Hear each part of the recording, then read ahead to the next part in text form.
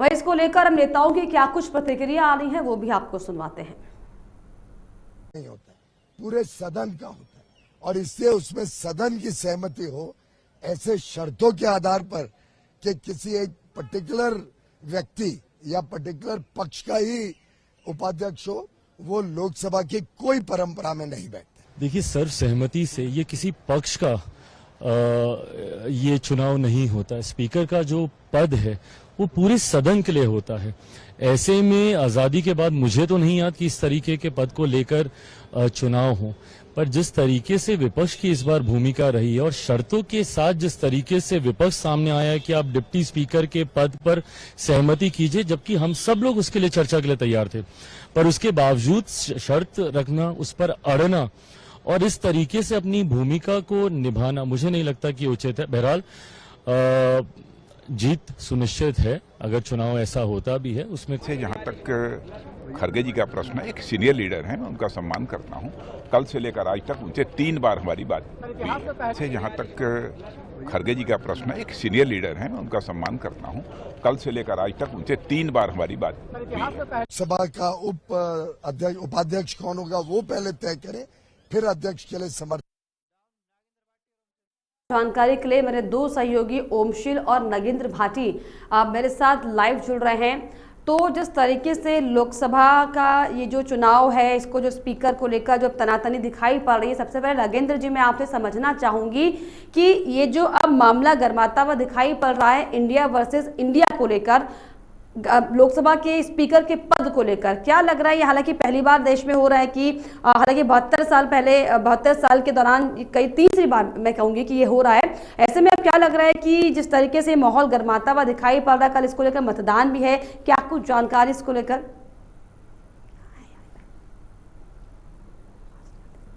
अरे तो जो गणित है वो दोनों के पास है, लेकिन मैजिकल नंबर जो है वो एनडीए के पास है। और आप देखिए कि चाहे लोकसभा स्पीकर का चुनाव हो या फिर डिप्टी स्पीकर का हो, दोनों में ही नंबर जिसके पास होंगे उसी का स्पीकर और डिप्टी स्पीकर बनेगा। अब नंबर है एनडीए के पास, यानी चुनाव भले ही कल 11 बजे स्पीकर के लिए हो, उसमें एनडीए की तरफ से ओम बिरला और इंडिया अलायंस की तरफ से बात करें तो के सुरेश भले ही चुनावी मैदान में हो, लेकिन क्योंकि मैजिकल नंबर एनडीए के पास है तो वो आसानी से ओम बिरला ही स्पीकर बन जाएंगे। लेकिन ये शक्ति प्रदर्शन है विपक्ष का और वो लगातार अपना प्रेशर बनाने की कोशिश इस बार विपक्ष करता हुआ दिख रहा है कि भले ही सरकार में आप हैं, लेकिन आप विपक्ष को इग्नोर नहीं मार सकते।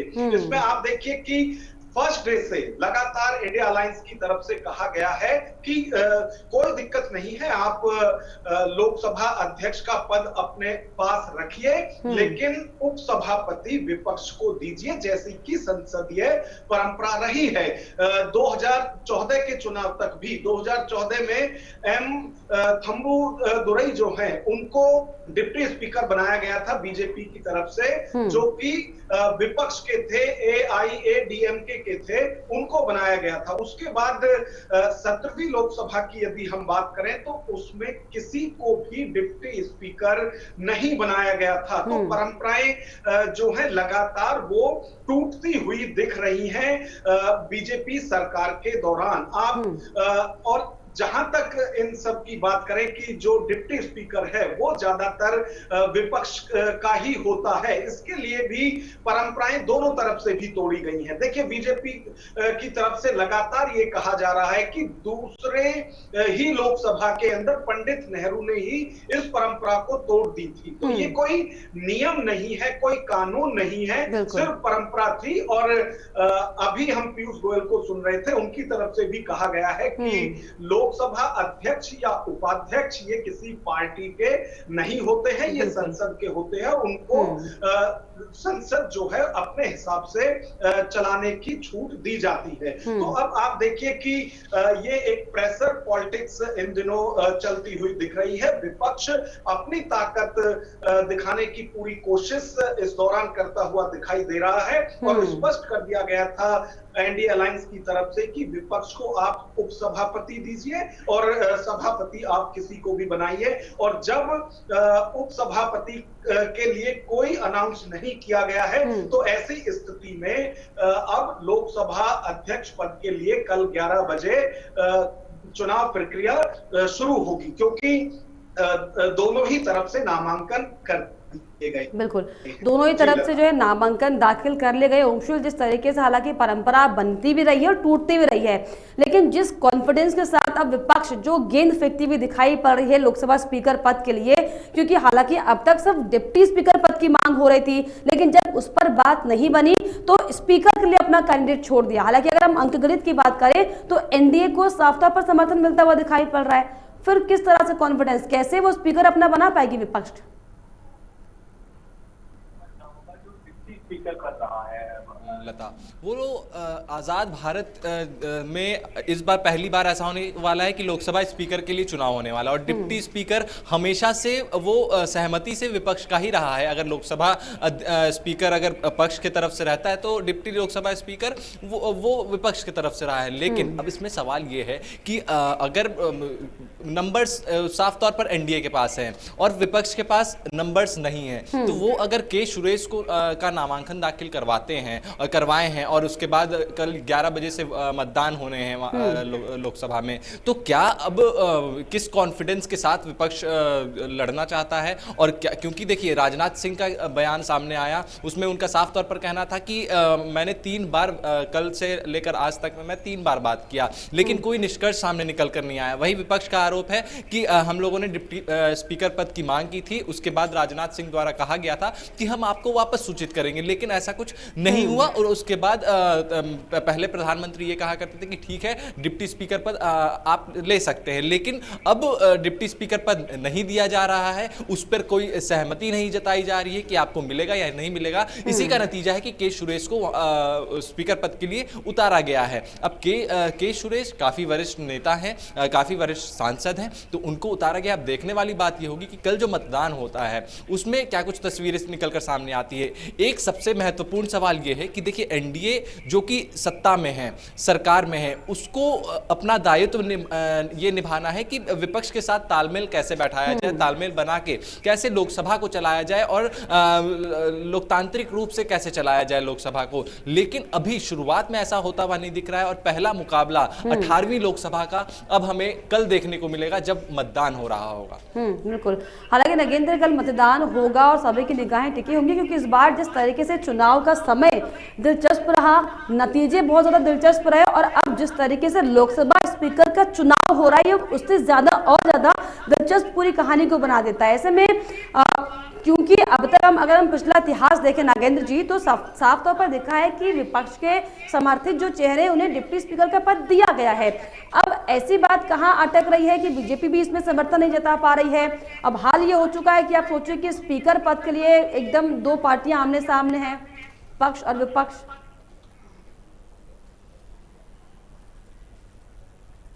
नाम अभी स्पीकर के लिए हैं, दोनों ही तरफ से, इंडिया अलायंस की तरफ से के सुरेश का नाम फाइनल है, नामांकन मुक्त कर चुके हैं। उसी तरह से एनडीए की तरफ से ओम बिरला अपना नामांकन कर चुके हैं। लेकिन आप देखिए कि अभी इंडिया अलायंस की तरफ से टीएमसी का बयान आया है। उनका कहना है कि विपक्ष को भरोसे में लिए बिना ही के सुरेश का नाम जो है ना सिर्फ वो आगे किया गया बल्कि नामांकन भी उनका करा दिया गया है। तो आप देखिए चुनाव तो कल होना है, लेकिन अभी से ही विपक्ष में बिखराव भी शुरू हो गया है। अब ये सिर्फ बयानों तक रहता है या फिर टीएमसी वोटिंग से भी दूरी बनाती है या फिर इंडिया अलायंस के साथ ही रहती है, लेकिन उन्होंने अपना पक्ष जरूर रख दिया है कि जो प्रत्याशी आपने बनाया है उसके लिए पूरे विपक्ष से आपने रजामंदी नहीं ली है, बात नहीं की है। यानी जो आरोप इंडिया अलायंस के नेता अब तक एनडीए या फिर बीजेपी के नेताओं पर लगा रहे थे, वो अब उसके खुद के ही खेमे से लगने शुरू हो गई है, उनके खुद के ऊपर। अब जहां तक बात स्पीकर या डिप्टी स्पीकर की है, तो ऐसा नहीं है कि सत्ता या जो बड़ा दल रहा है उसी का स्पीकर रहा हो। कई बार ऐसा हुआ है, अटल जी की सरकार में भी सीएम बाल योगी जो है वो घटक दल से स्पीकर बनाए गए थे और उसमें उनकी मौत के बाद फिर शिवसेना से जो है वो स्पीकर बनाए गए थे। तो कई बार घटक दल जो है उनको मनाने के लिए भी स्पीकर पद दिया गया है। लेकिन डिप्टी स्पीकर की यदि बात करें तो ज्यादातर वक्त वो विपक्ष के पास ही रहा है। यदि इक्का दुक्का घटनाएं छोड़ दी जाए या सदन को छोड़ दिया जाए तो विपक्ष के पास ही डिप्टी स्पीकर का पद रहा है। और इस बार भी 18वीं लोकसभा में भी स्पष्ट कर दिया गया था विपक्ष की तरफ से कि उन्हें और कुछ नहीं चाहिए, सिर्फ डिप्टी स्पीकर का पद उन्हें मिल जाए, उसके बाद आप स्पीकर अपने पास से किसी को भी बना सकते हैं। लेकिन अभी डिप्टी स्पीकर पे कुछ साफ नहीं है कि वो एनडीए के किस घटक दल से बनेगा या विपक्ष को भी दिया जाएगा, क्योंकि यदि विपक्ष को दिया जाता तो अब तक कई राउंड की जो बातें हैं वो राजनाथ सिंह की जो इंडिया अलायंस है उनके नेताओं के साथ हो चुकी है और बात जब नहीं बनी है तभी स्पीकर पे चुनाव की जो नौबत है वो आई हुई है। अब जब बात नहीं बनी है तो अब इस तरह से चुनाव की नौबत आन पड़ी है कि दोनों ही पक्ष की तरफ से जो है अपने अपने कैंडिडेट को उतार दिया गया। ऐसे में ओमशेल, अब क्योंकि ये जो पूरा मामला है लोकसभा स्पीकर के चुनाव को लेकर जिस तरीके से उलझता हुआ दिखाई पड़ रहा है सदन के अंदर, अब ये सवाल जहन में आना बहुत ज्यादा लाजमी हो जाता है कि आखिर ये स्पीकर का चुनाव किस तरीके से होता है, क्या प्रोसेस इसको लेकर होता है, बताइए दर्शकों को और ये भी समझाइए कि इसमें नंबर गेम कितना महत्वपूर्ण है।